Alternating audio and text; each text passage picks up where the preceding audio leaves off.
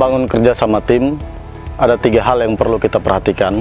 Yang pertama, dan ini yang paling penting, adalah membangun visi yang sama. Kita tidak bisa berbicara masalah budaya kerja kalau tim kita tidak solid. Yang menyebabkan perpecahan itu biasanya antara pihak yang satu dengan pihak yang lain mempunyai visi yang berbeda-beda. Maka penting sekali bagi tiap-tiap orang yang terlibat dalam grup itu atau terlibat dalam tim itu untuk membuat satu visi yang sama. Ini mau kita apakan?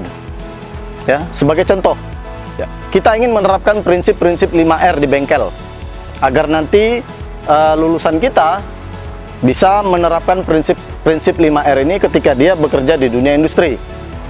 Kalau visi kita tidak sama, apa yang akan kita targetkan di akhir nanti tidak akan bisa tercapai. Jadi, anak yang memang kita harapkan mampu menerapkan prinsip-prinsip 5R ini, nantinya ketika dia tamat malah buyar. Jadi untuk itu, tiap-tiap orang yang terlibat dalam tim harus punya visi yang sama. Yang kedua adalah saling bekerja sama. Ini kunci kedua ketika kita setelah menyelesaikan visi yang sama. Visi itu tadi adalah target kita ke depan.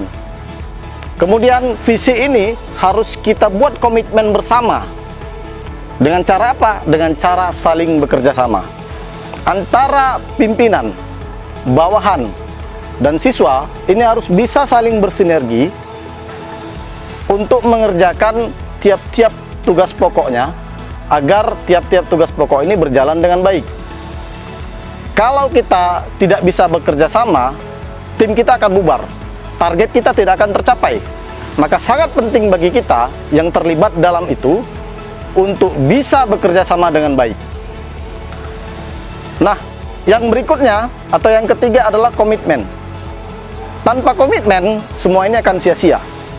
Maka ketika kita sudah sepakat, kita akan membentuk generasi tamatan kita seperti ini, yang paham dengan prinsip-prinsip 5R dan prinsip-prinsip K3, maka kita harus berkomitmen untuk menjalankan itu semua. Dimulai dari siapa?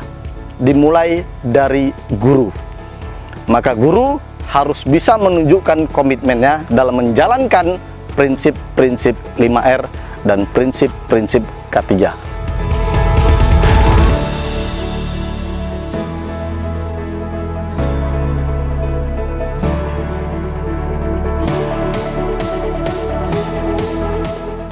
Ketika guru sudah menjalankan prinsip-prinsip itu, maka nanti siswa akan bisa menirunya. Dan diharapkan dari peniruan ini akan terciptalah target-target kita sesuai dengan visi yang kita tentukan tadi. Kemudian yang keempat, harus saling percaya. Dalam sebuah tim yang baik, kita harus bisa mempercayai anggota tim kita.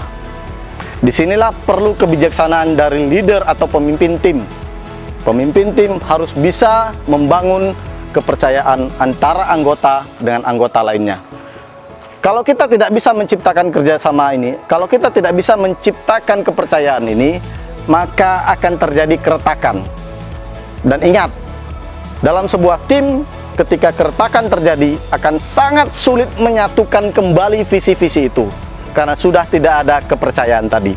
Ketika semua itu sudah terlaksana dengan baik, yang perlu kita lakukan berikutnya atau tahap yang berikutnya adalah tahap koreksi. Setiap pekerjaan yang baik, yang sudah terlaksana, harus kita evaluasi.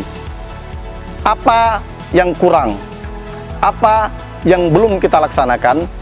Ini harus kita perbaiki. Di masa depan, kekurangan-kekurangan itu akan menjadi tolok ukur kita dalam menciptakan pekerjaan-pekerjaan yang lebih baik. Maka kami mengharapkan tiap guru, pegawai, pimpinan di SMK Negeri 2 Karangbaru harus menciptakan kerjasama tim yang baik ini. Seluruh kegiatan ini akan sia-sia. Budaya kerja yang kita harapkan ini akan sia-sia kalau kita dalam satu tim ini tidak bisa saling bekerja sama.